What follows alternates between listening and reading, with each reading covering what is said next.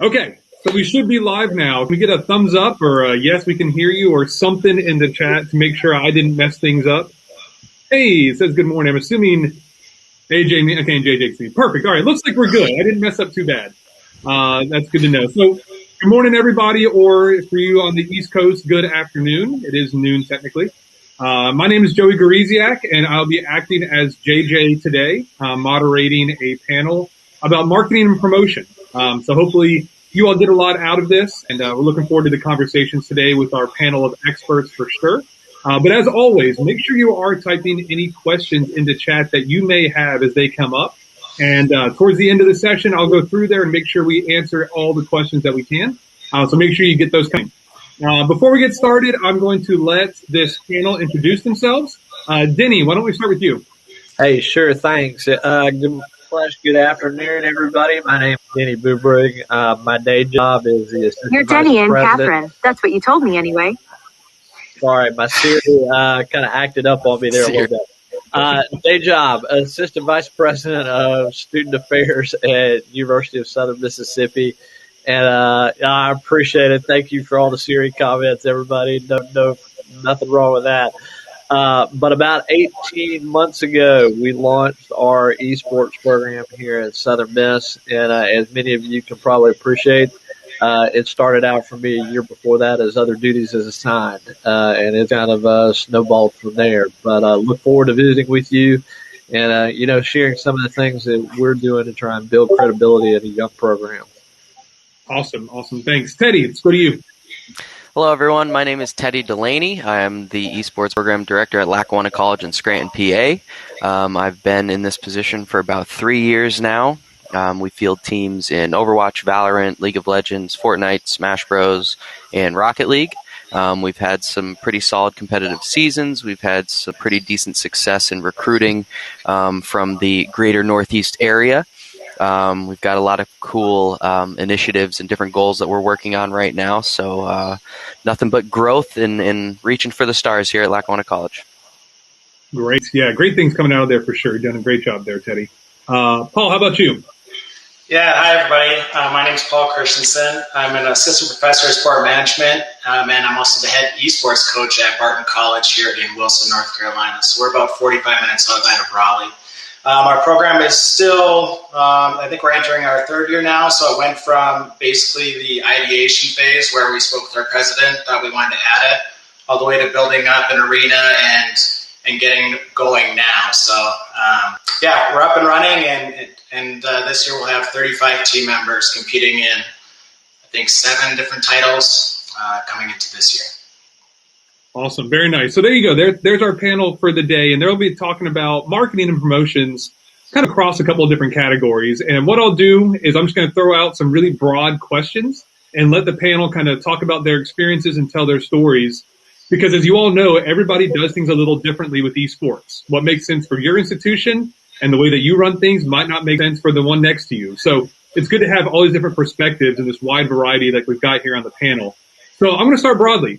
How do you all market your program, especially talk when it comes to marketing towards students versus marketing towards parents and even marketing for your community?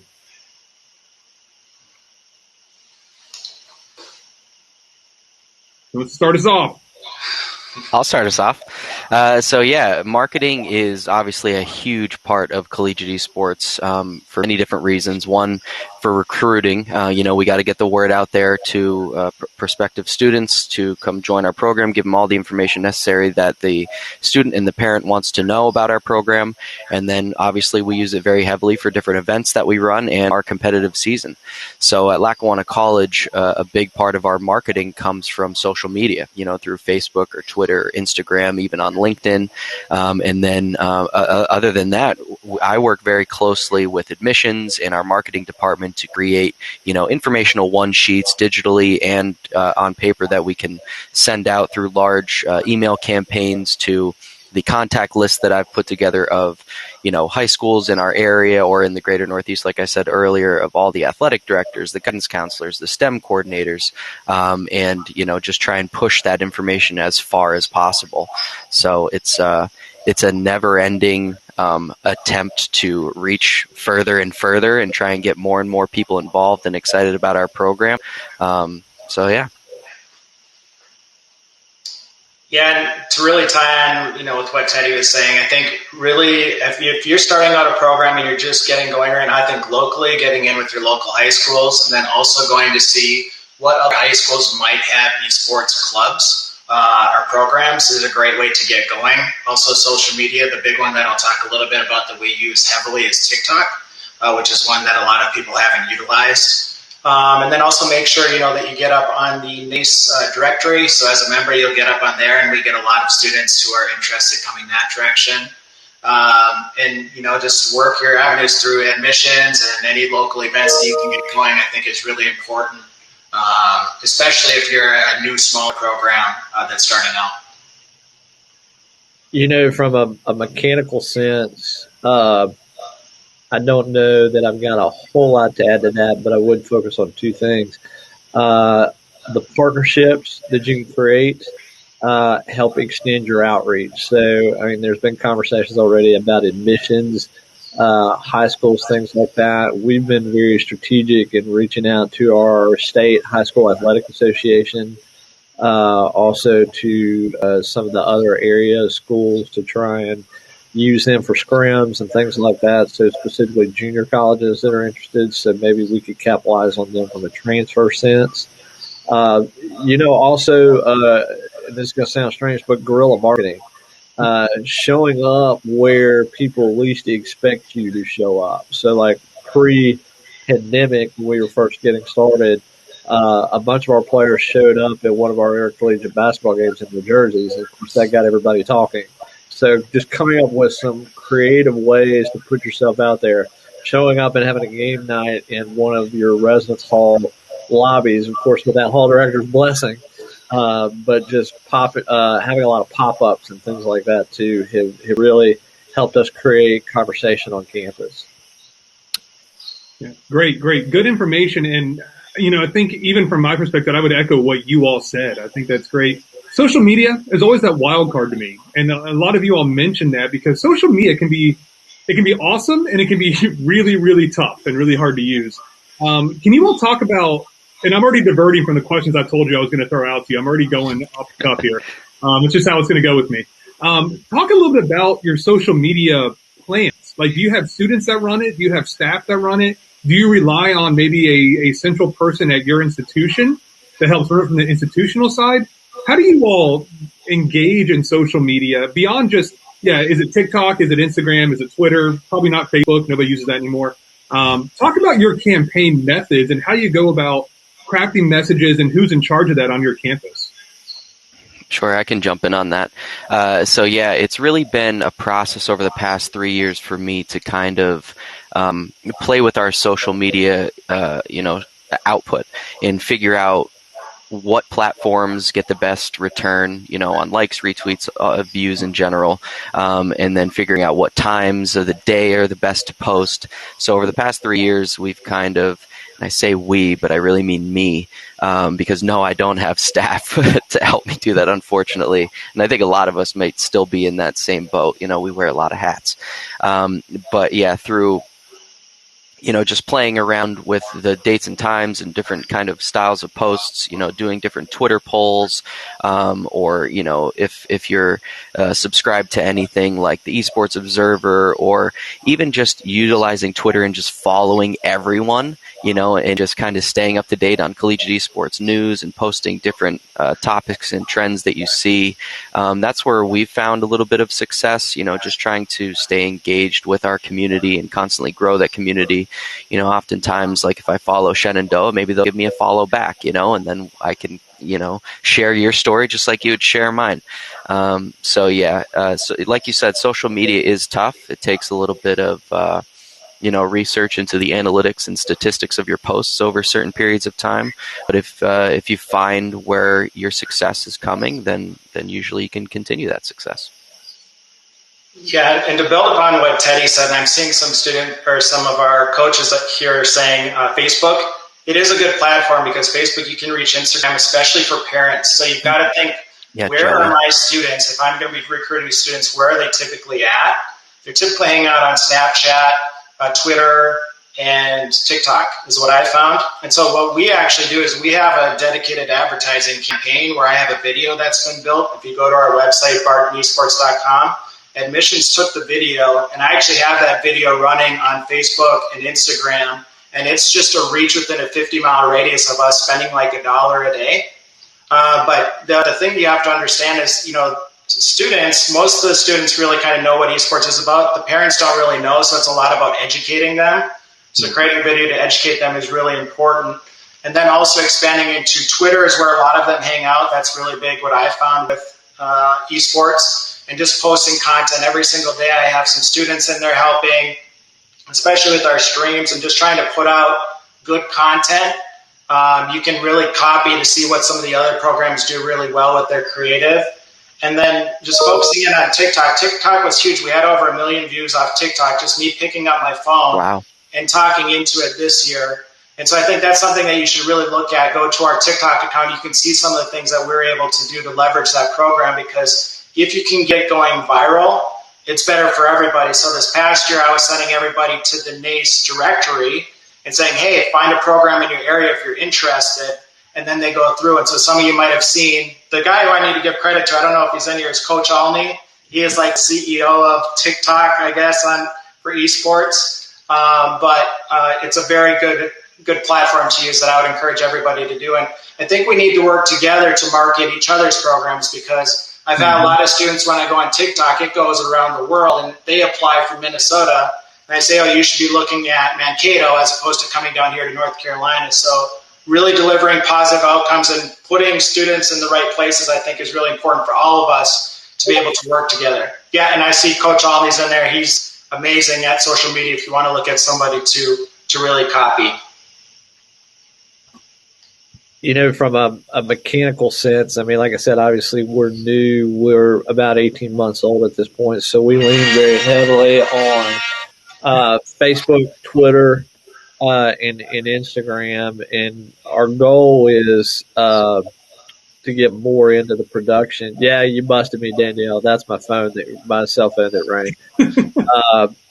But we're really interested in getting more into the streaming aspect of things, and we're fortunate and received about a $200,000 grant last year to up our production game. So Twitch, YouTube, we're going to be trying to jump into that this year, because we found that video and picture are resonating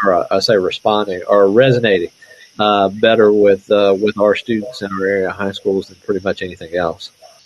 Okay, awesome. And I see a ton of questions coming through, questions and comments that I'll make sure to get to, because I know sometimes in the recording you don't get to see some of these. So we'll make sure to get to all these as we're continuing through. But keep the questions coming. Great job, everybody listening. Really appreciate the comments and the questions. Something a little selfish. Here's a little selfish question for me, because Denny, you talked about guerrilla marketing a little bit. I want to know how you all get the word out about events that you are running, or maybe broadcasts that you are showcasing. Are you using some kind of calendars? Are they attached to the university or the school? Are they your own calendars? Do you have like a marquee outside that says when the next match is? I have a hard time here at SU letting the general population know when matches take place. And I was wondering if you all had any strategies for kind of letting people know that there's these events going on with your program, going beyond flyers, going beyond newspaper or whatever kind of post. What else are you doing to help promote your program through the general community and let them know when things are taking place on your campus? The short version of that is a carpet attack of absolutely everything. It's social media, it's flyering, it's personal appearances, it's partnerships. We are blessed that our university communications office, if we're not reaching out to them about once every 2 weeks to see what's going on, they're actually reaching out to us because we've got their attention.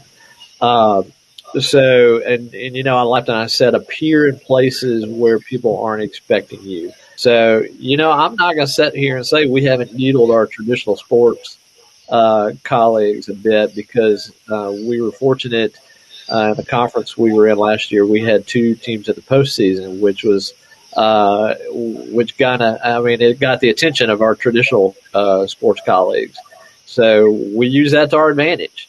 And we have been able to partner also with our alumni office and our foundation.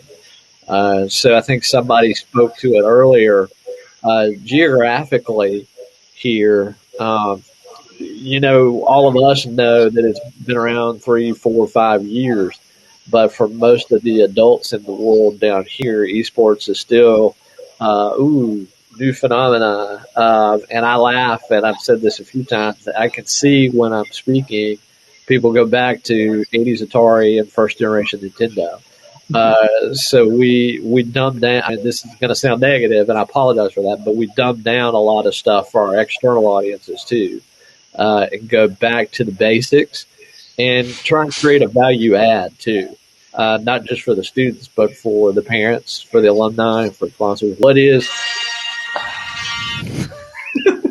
My apologies, y'all. Sorry about that. Denny's got all the sound effects going on his end. Hey. Just like I said, an aggressive approach in as many different directions as we can, and in the directions that people aren't expecting us to show up. It really is in a nutshell. Okay. Teddy or Paul, anything to add to how you get the word out and promote, especially individual events, and if you're promoting broadcast, anything like that to the community? Sure. So, sorry, I'll jump in real quick. So we are under athletics, as maybe some other schools are. So I am heavily involved with our sports information director.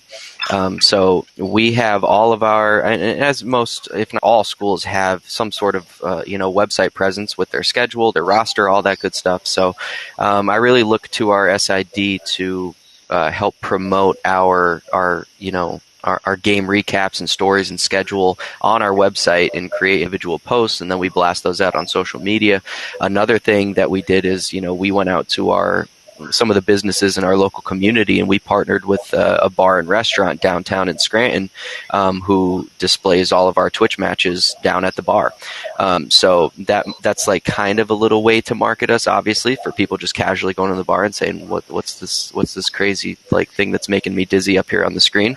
And then we're friends with the owner down there, so he gives us a little shout out and explains everything. So but yeah, we're trying to create an EID position, something I learned from a friend, Dana Hustet, to have a sports information director specifically for esports, so I can not have to worry about doing all the marketing and then every other hat that I wear myself. But yeah, it's just little things like keeping up on social media, pushing it to the community.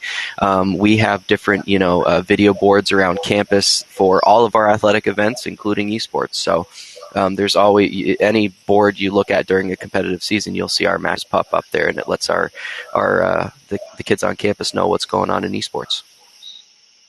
Yeah, and as a sport management professor, we have a lot of our students. Our program actually serves as our athletic department for esports, so we don't have the luxury of our sports information director shooting out information for us. So everything basically I have it set up as they send it to me, I have to clear it to post it.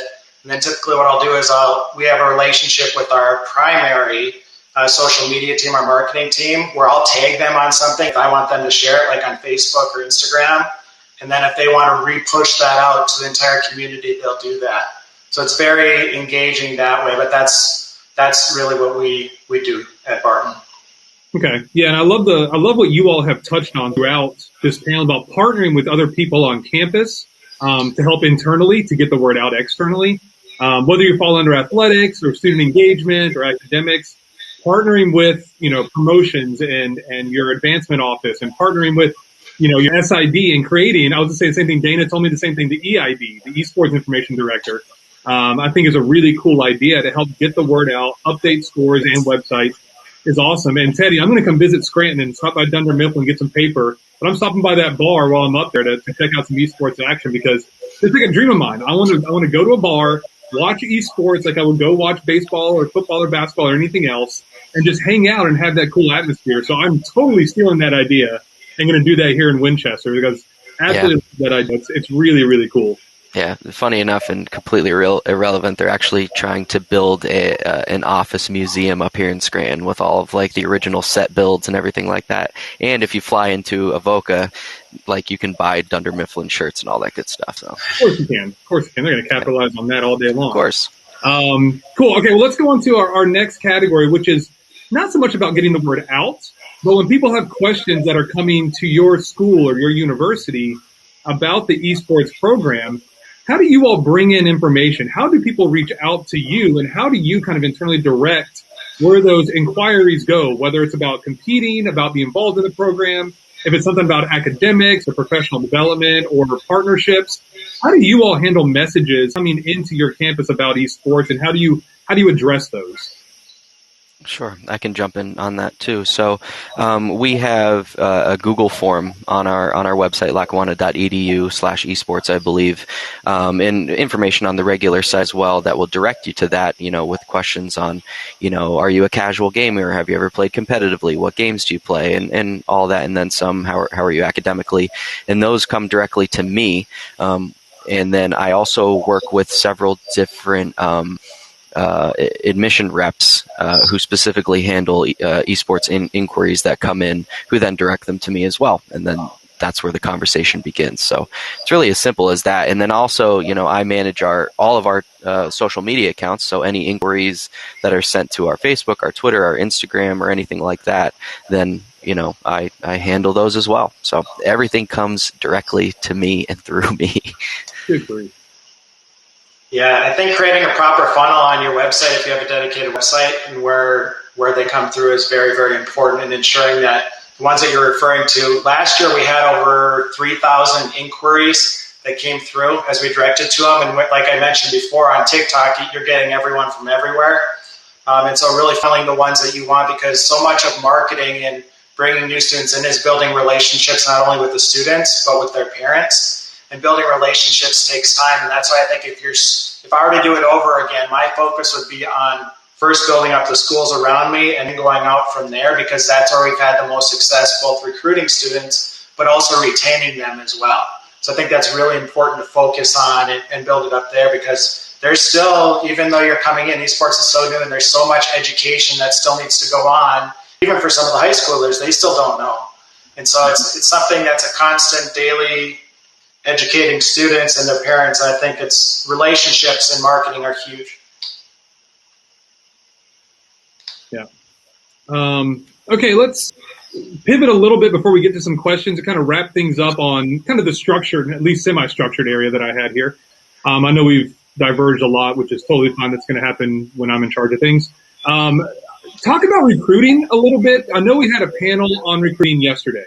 But for those that maybe weren't able to be there or might have missed some things, and just to hear the three of you talk about recruiting, how does marketing and promotion and the use of like social media impact recruiting and helping to develop the pipelines that you all have talked about at the high school level, community colleges? We can talk about NACE and CSL and what they're doing as well. A lot of things I just threw at you, so take that how you will, but kind of talk about how you use marketing and promotion to help you along the recruiting trail. Yeah, so again, it has a lot to do with, and this is something we talked about in planning for this session. It has a lot to do with that for me anyway, the contact list that I've built among the high schools and different, all the high schools in our area, different recruiting platforms that you use. And then once again, I work heavily with marketing and admissions to create different one sheets and create different events, open houses, schedule visits, even just, for fun tournaments that we'll put together here to just invite the local community and come check out our program. For me, it's all about outreach and who you're reaching out to. So like I said, all the athletic directors, all the guidance counselors, all the STEM coordinators, even like science center coordinators, anyone that I can get an email address for or a direct phone number, I'm calling them or emailing them and giving them all the information about our program. and then making sure, finally, now that things are starting to open up again, I can have those events again, and have an event for each specific high school in our area to come visit and just meet our coaches, meet our players, and learn our daily routine. So yeah, for me, it's all about outreach, and just creating those informational one sheets to provide as much information as possible for the students and the parents. And building those relationships early is really important too. You might have a senior who's interested, but really you want to be starting to build those relationships freshman, sophomore, junior year too. So it takes a while and it takes a time. Everyone thinks, if you build it, they will come. Well, it's not always the case. There's a lot that goes into it as well. So I just reiterate it, but I think social media is so important in regards to your marketing and recruiting too. It's huge. And also I think as you're getting into recruiting, the one thing that I think we did really smartly was when we were building our program, we didn't just say we're only going to have a League of Legends team or we're only going to pick certain teams. We actually said you can come and play whatever you want. And then it was like 15 different games. And then what happened was when they came, then we would fill them in with current students. So current students who wanted to play, so we could fill out our teams that way. Because if we would have just went with League of Legends, I can't recruit against some of the top League of Legends teams in the country. I didn't even get any this year. So it's really important when you're selecting your games. I think cast a really wide net that first year and then try and build out your teams from there would be my advice. I can't echo enough the idea about the relationship piece, but I think probably as I'm sitting here reflecting on it, we've used social media more for speed. And this is going to sound kind of crazy, but MailChimp has also been a great friend of ours because as we've collected these names, as we've collected the contact people, obviously we do direct outreach. That's a no-brainer, but to keep it consistent on a quarterly basis, we're funneling out highlights and we're using social media for immediate reaction highlights as well. So I'd say, in answer to your question, probably social media and MailChimp supplement the direct outreach for us. Okay. Yeah, a lot of different mechanisms that can be used for developing these relationships. And we use that term a lot, relationships. And those are so important for all of us that we keep these up to help build each other up as we went through this. Building high schoolers up, showing them the opportunity, getting community colleges involved, working with each other, all that incredibly important. Social media, I'm glad I've got people here that do it for me because I have no clue how to use it. I'm still struggling with Facebook. I tweet once every 2 or 3 months, and it's horrible. I get no reaction or anything on there, but whatever, it's fine. I just try to tweet at Haskell, and I get one reaction from him, and that's about all I get. That's all you need, right? That's all you need. And then it blows up after Haskell does things. So almost more than just externally now. Talk about promoting internally, because we need to make sure that we're engaging not just our competitive players. And we're not just promoting our program as far as, hey, we got a great varsity program, we compete at this level. Talk about how you also engage your entire kind of campus community and students that maybe aren't competing at that high level. How do you promote to them and tell them about events that you're bringing to your program that they can be a part of beyond just competing at that high level? So talk about engaging your local campus community and students that aren't as interested in that really high level gaming, but are more interested in kind of that rec level gaming. Yeah, that's a great question, and something that I'm lucky enough to be able to do now after being here for 3 years is bring in more of those students that are just like, I'm not a very high level player, but I'm extremely interested in the industry. How can I help? What can I do? So now we've kind of got a little more of an open door policy in that sense where, I can bring kids in and we're trying to create different internships or work study programs. We're renovating our 1,000+ seat theater currently so we can have on stage esports events. So we're going to need a lot of help, running those events, running the audio video boards, just general organization of the tournament, shoutcasting, clip management and stuff like that, pulling stats. So we're trying to create a bunch of different opportunities for more students to join and be a part of that. And we're opening that to not just our esports students, but to, different departments, like even just business students or anyone who's interested, sports management students. So then promoting that internally, through our, college community email chain or, just putting flyers up in admissions or in the student lounges and things like that. And, having days where we kind of just have the facility door open. where, people can just come check it out. I can't tell you how many times, our facility is in the back of our main building. I don't really have a whole lot of verbiage or signage up saying, this is where esports is.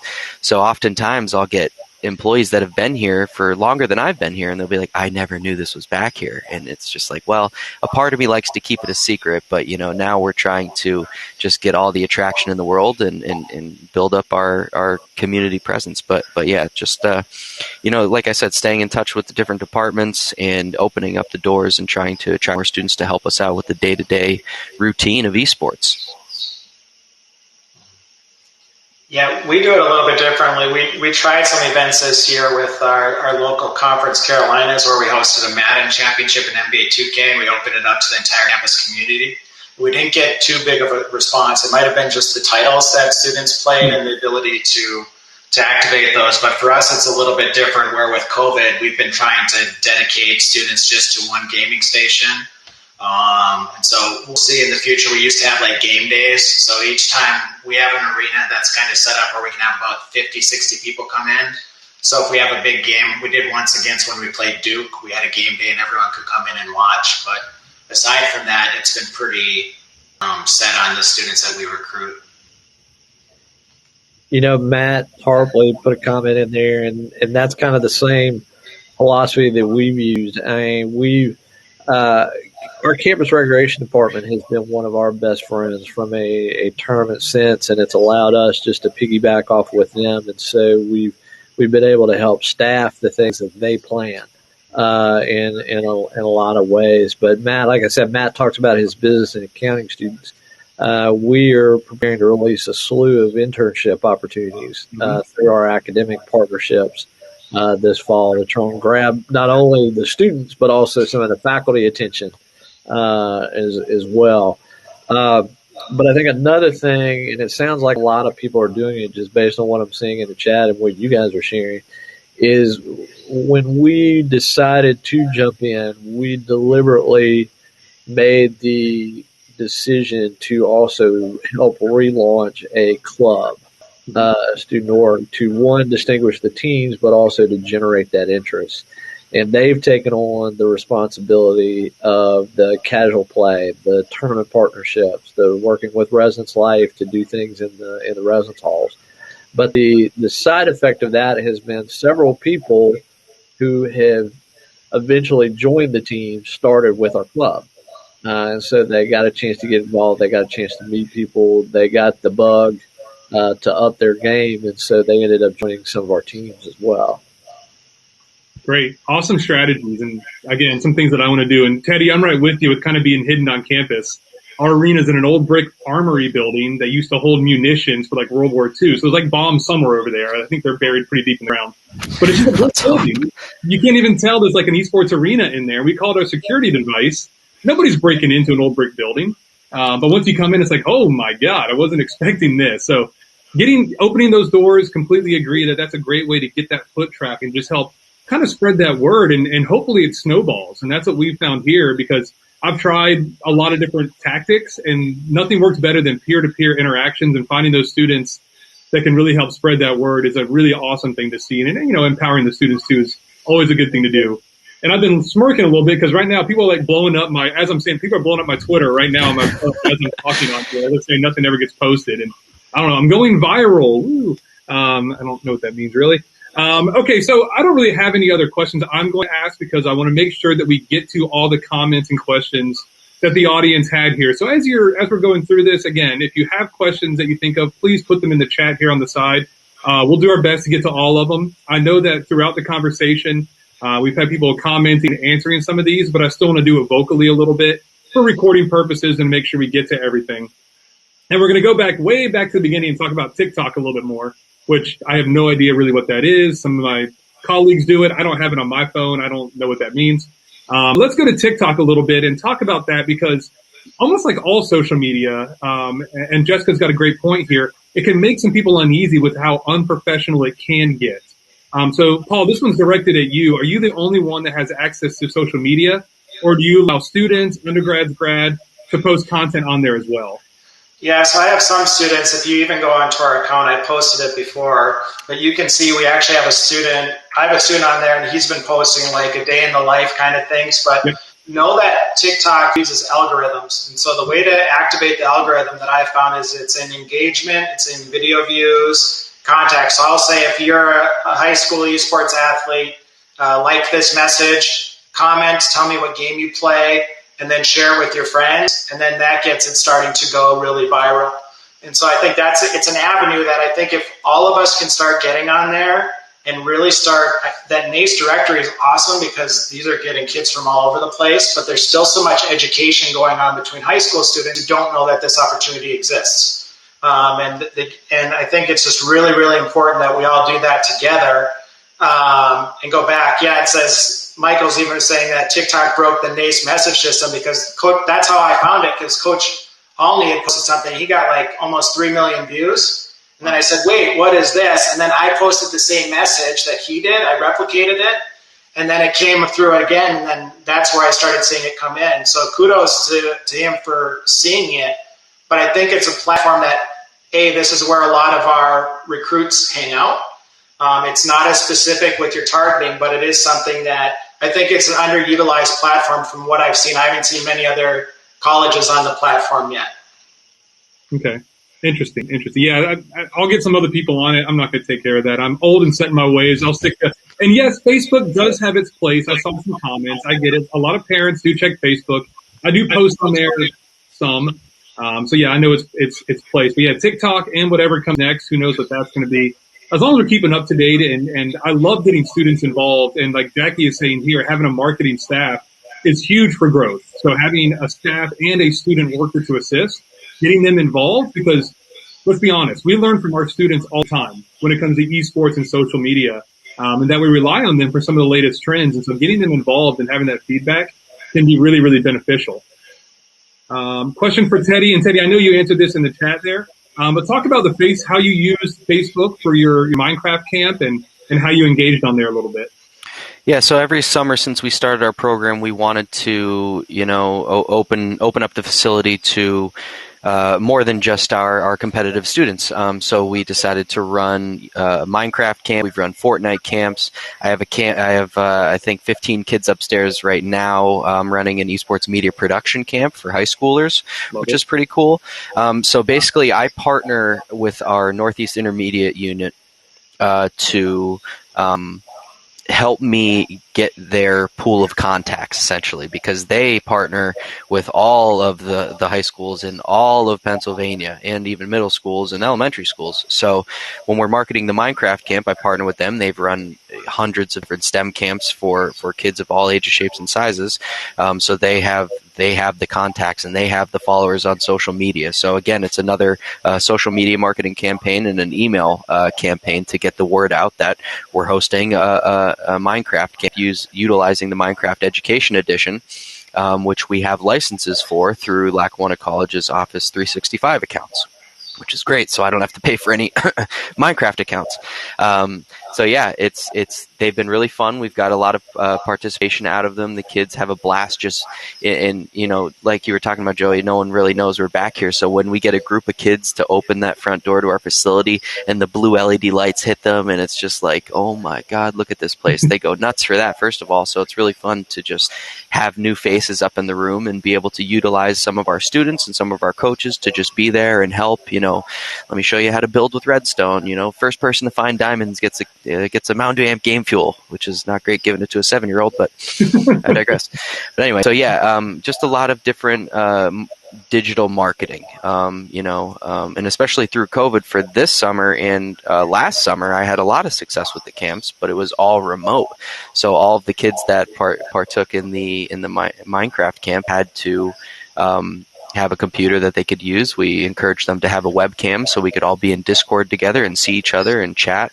But yeah, it's been a crazy year, but we still found success in marketing. And again, it's creating those relationships. Who do you know in your area that has access to a bunch of different people and a bunch of different kids, and work with them and maybe share the profits a little bit. But yeah, it's been fun. Okay, going through the chat a little more. And yeah, I just want to say I can't echo running camps enough. I think running summer camps is an incredible marketing and promotion opportunity that is really good. It's good for community engagement. It's a great thing to do, especially if you do it more than just playing video games. Teddy, love to learn about the broadcast side of things and the media side of things. Awesome. Highly encourage you all, if you can, to run those summer camps. It's a really rewarding experience that can also be a pipeline to bring, eventual students in. So certainly something to think about. Travis has a good point on here. Make sure that if you need to, run things through communications or sports information before it does go out. You got to be careful with the messages you send out and how you're crafting those. If you're using university logos or messaging, make sure that it's okay going through the appropriate channels so you don't get dinged for that. Brooks said, yep, our partnership with Twitch student, all NACE institutions get partnership status. I think he posted some information in the chat about that as well. So reach out to Michael Brooks. There's also a panel, I don't know if it's today or tomorrow. I probably should know, but I don't, sorry, where Garvey will be back on there talking about Twitch and how we can work with them as well. So that's good. Let's see here. Talking about TikTok. How do you engage with your communications or athletic departments to promote your content or initiatives? Who do you specifically reach out to? Any comments there from anybody? We're different. We kind of host our own. We're kind of our own athletic department, but some of the others. It'd be great if we could run it through our sports information director, but we're separate. I posted ours in the chat, but I'll share it. Our University Communications Office, I mentioned them earlier, once they caught on and realized that we were on to something, they have actually designated someone for us. So we have a good back and forth going with him. Okay. Let's see here. Yes, Martyr, an alum of SU, mentioned the exact place I was talking about. An esports event at Union Jack, one of our local watering holes, is exactly what I'm thinking about. So Martyr nailed it.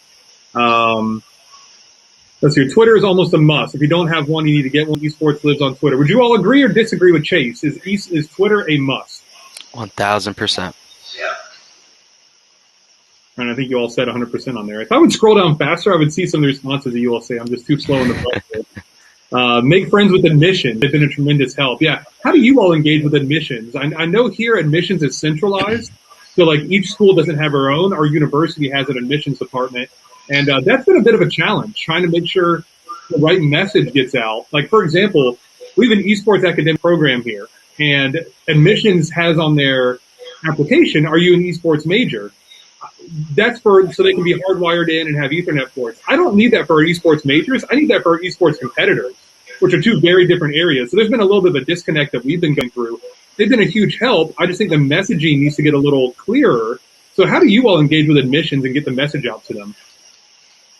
Yeah, I mean, for us, Lackawanna College is a smaller school, so I'd like to think that I have great relationships with every department, including admissions, financial aid, athletics, the finance office, because I gotta make sure my budget's up to date and stuff like that. But it's just keeping in touch with them and letting them know that I'm here all day, every day, working my butt off to get students in, make sure their bills are accurate, make sure I can get them their scholarships on their bill, make sure that they're all eligible for athletics. So I kind of have just regular meetings with the department heads or specific people within those departments just to remind them of the needs of esports. It's really as simple as that. Like I said, I work with a couple admissions reps regularly where when those inquiries come into Lackawanna College and they check that box for esports, then all of a sudden they're assigned to a specific rep, and then they immediately get in touch with me.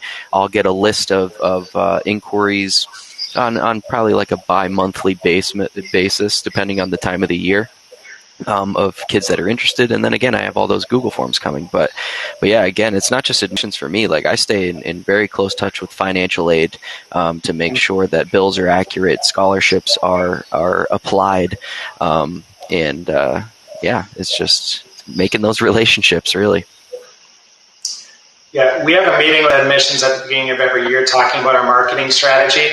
So one of the things that I was just talking to them about is we're we're the primary sponsor of the Carolina Game Summit, which is an event here in Raleigh. It's probably going to have around 10,000 gamers coming to it. And we're going to hand out over $2,000 scholarships during this to students who are coming through. They're going to help sit and serve on the booths and things of that nature and come through. And so I haven't done too many camps just because of my time, but I found that if you can partner with local LAN events as well and work that way, it's very important. The other thing that we haven't mentioned yet that I think is super important is if we're a private four-year institution, we know a lot of our students in the future are going to be coming from community colleges. And so at that Carolina Game Summit, we have the coach from Wake Tech College. They have over 70,000 students go to that community college. We're going to have a conversation together, College Esports 101, where he's going to talk about their offerings, and we're going to talk about how we can work together, where if they do go to community college first, they can transition into a career in esports. So don't come out making really good relationships, not only with the high schools, but also the community colleges nearby, because they can also have a lot of students come to you as well. All right. Let's see here. All right, Daniel's got a kind of outside the box question for you all. This is something I'm intrigued about too. What coach to player ratio do you recommend? We'd love to add some games and teams, but it can be daunting with a small staff. Absolutely. When you include practice and game titles.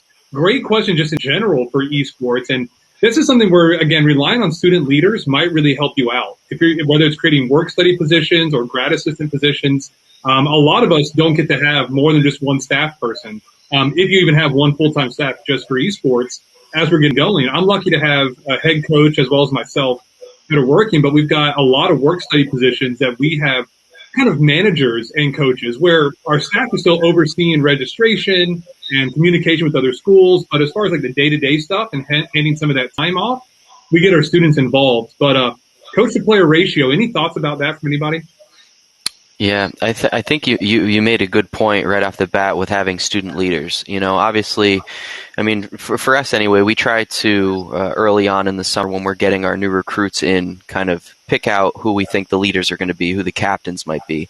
And, you know, the coaches and I pull them aside and talk to them about their skills in game, talk to them about their academics moving forward, and kind of not to put some burden on their shoulders, but just say, like, you know, for me, I am the only full-time esports staff member, and all of our other coaches are part-time and have full-time jobs within the college elsewhere. So I have 3 teachers and someone in IT. So they can't just come down to the facility whenever they want. They're teaching classes or they're fixing computers and stuff like that. So we do rely on our captains and student leaders for a lot of that. But to answer the question more directly, I have one part-time paid coach for each of our games. For Overwatch, we have a larger roster. So I have a head coach, a paid head coach, and a volunteer assistant coach, because we have, I think, like 18 kids on that roster. So for us, it's one coach per starting lineup, if you will. But I mean, others might do it a little differently. We haven't had any keyboards thrown across the room upstairs yet, so it seems to be going okay. But just having someone present in the room, whether it be a coach or a captain or a student leader, to diffuse situations or work on strategizing in different games, it's just important for someone to be around. But yeah, like you said, Joey, I think it's important to have those student leaders. And like I said earlier, we're trying to create different work study positions, internships, to get more students involved to fill some of those roles. I think it's important to let your leadership know too just how much you're working. I mean, if you're the head sports coach, I'm really the only one there. And last semester, the only nights I was getting off were Thursday nights and Sunday nights, and it got to be just way too much. And so this year, I requested funding to have each team captain actually get additional funding to almost serve as assistant coaches, so I can be more hands-off on those nights, and I don't have to be in the arena, going through. So I think that's really important too, to not drive yourself crazy and just let them know how much work it actually is, because, you got to wear a lot of hats as a coach for sure. We have 5 volunteer coaches right now and 2 graduate assistants. So a lot of the team management, the gameplay management rests on those volunteer coaches and our grad students. And we kind of tend to lean more on the administrative side. Yeah, volunteers are huge. We all know that, and yeah, we wear a lot of hats. And esports is not a basketball team. Esports is an athletic department, is what esports is more closely related to. And people just don't get that, and that's okay. We got to educate them. There's a disconnect, and it's our job to let them know about that. So yeah, it is tough, and we wear a lot of hats. We just have to keep having those conversations. We're getting there. As esports grows on college campuses and high schools and then in middle schools, we're going to get there. So it's my rally call to everybody is keep doing what you're doing, because keep educating, keep pushing the ball forward. We're going to get there, and people will understand this the more that we grow and show them how we engage with our students in a meaningful way. I know we're going to come up on time here soon. I don't know exactly when I have to come off. I know by 1, obviously. But a couple more questions I see here. When you attend schools, this is a great question. When you attend schools, what do you bring to those schools? Obviously, a step and repeat. But in terms of merchandise, flyers, etc., what else do you all bring for recruiting purposes? Yeah, so like you said, I bring those informational one sheets. I bring my business cards. I actually am in the process of getting an Alienware laptop just to kind of show off some of the games we play, which is pretty cool. And I also like to bring either one of my coaches or one of my players with me. Just so that if the kids want to ask, well, what's it like? Is Teddy actually a jerk when you get into the facility? Stuff like that. But I also like to bring some of our jerseys. I'm lucky that our president likes to have us get a new jersey every year. So which I have pinned on my walls here. So it's pretty, I think that's at least a little selling point for some of these kids. We get to have our own esports jersey with our gamer tag on the back and have our sponsors on there too. So I think that's fun. But yeah, just little stuff like that. Just information flyers, my contact information, some game showcase, and some actual coaches and players that can help answer questions. Yeah, same as Teddy, but make sure you get their email. The first-party data and emails are going to be huge going forward when IDFA comes, and as well as when cookies are going. So I think that's really important. I'd echo everything and add Discord contact too. Yep. That's been huge for us with our high school visits and catching them on Discord. Yeah. Never did I ever think that my Discord tag would be in my email signature. Yeah. Yeah, or on a business card. I put mine on my business card for this situation. And every time I hand out business card to students, I'm like, hey, just DM me on Discord. Don't worry about email, any of that stuff. Yeah. Students understand that so much more than email these days. Yep. Joey, I'll ask a question to anybody that wants to chime in the chat too. I think one of the things we struggled with right out of the gate was I'll call it boundaries for sake of agreement. When we sent out our first flurry of information, students were hitting me at 1, 2 o'clock in the morning, replying back and expecting me to be there to respond. And I hit them the next morning, and I actually had one that said, well, in essence, this is pretty short. You didn't respond back to me last night, so thanks but no thanks. So how are different people going about setting those boundaries, parameters, things of that nature? That's tough. Tough question. And I've had the same thing. I always tell people, if you DM me after 8 o'clock at night, I'm usually asleep. So I'm not going to answer. Yes, I go to sleep early. I got 2 young girls. I wake up at 5 in the morning every morning. And so, I try to be as attentive as I can. And I just tell them I'm not going to answer right off the bat. And if you don't come here because of that, then I maybe didn't want you here. Because if that's an answer that's going to make your decision that I didn't answer you at 2 o'clock in the morning, come on now. We got to have lives that is not just esports as well, right? Esports is part of the educational experience. It is not the educational experience. And so I just, I said it right off there. If you want to come here, great. If you don't want to come here because I didn't answer right away at 2 a.m., go somewhere else. Maybe you're not for here. Good luck. There's nothing but the best to you. But that's just the way I'm going to respond to things. Yeah. So I don't give away my text, or I don't give away my phone number or anything ever.